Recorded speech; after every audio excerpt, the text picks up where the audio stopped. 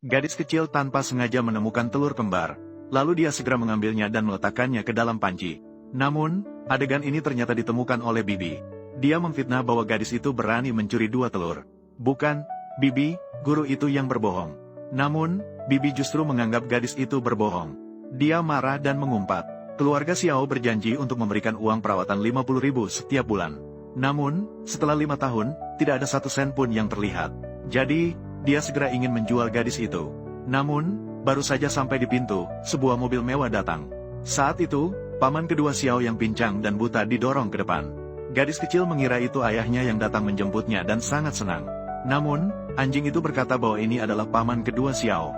Ini adalah paman kecilmu. Ternyata gadis kecil itu bisa mendengar hewan berbicara. Terlihat pengawal mengingatkan paman kedua. Nasib gadis kecil bertentangan dengan keluarga Xiao.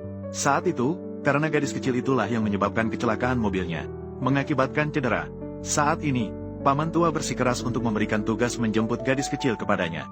Jelas-jelas dia memiliki niat jahat untuk membunuh paman kedua. Namun paman kedua tidak percaya bahwa gadis kecil adalah reinkarnasi bintang sial. Dan percaya bahwa kecelakaan mobil yang dia alami dulu tidak ada hubungannya dengan gadis kecil. Memarahi pengawal agar tidak berbelit-belit. Saat itu, anjing berkata bahwa seorang anak kecil pasti tidak tahu beratnya. Pemilik tidak bisa melihat, jadi tidak boleh membiarkan gadis itu mendekat.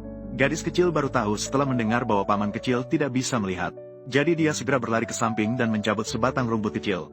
Lalu menyuruh paman kecil untuk segera memakannya agar bisa menyembuhkan matanya. Namun pengawal berkata bahwa begitu banyak dokter tidak bisa menyembuhkannya. Pengawal berkata bahwa rakyat pun, sebatang rumput yang rusak tidak akan berhasil. Gadis kecil menangis dan berkata bahwa dia hanya ingin membantu paman kecil. Akibatnya, air matanya jatuh di atas rumput dan seketika mekar menjadi bunga. Bahkan mengeluarkan aroma yang memikat. Pengawal meminta paman kedua untuk tidak khawatir tentang racun saat makan. Namun, paman kedua menarik sehelai daun. Dia langsung memasukkannya ke mulut. Tak disangka, detik berikutnya dia mulai muntah darah dengan hebat. Pengawal yang marah langsung ingin menghukum gadis kecil. Namun, pada saat itu, paman kedua secara ajaib berdiri. Adegan ini bahkan membuat anjing terkejut. Paman kedua dengan senang hati mengelus tangan gadis kecil.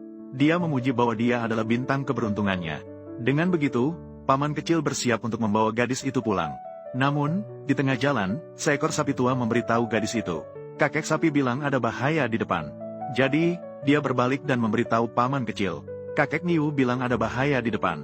Kita tidak bisa lewat. Gadis kecil, kamu bercanda apa? Bagaimana mungkin sapi tua bisa berbicara? Lagi pula, kita masuk ke desa melalui jalan ini. Kenapa kita tidak bisa lewat? Tak disangka, paman kecil malah percaya pada kata-kata gadis itu. Dia meminta sopir untuk memutar arah. Akibatnya, saat mobil baru saja mundur, tiba-tiba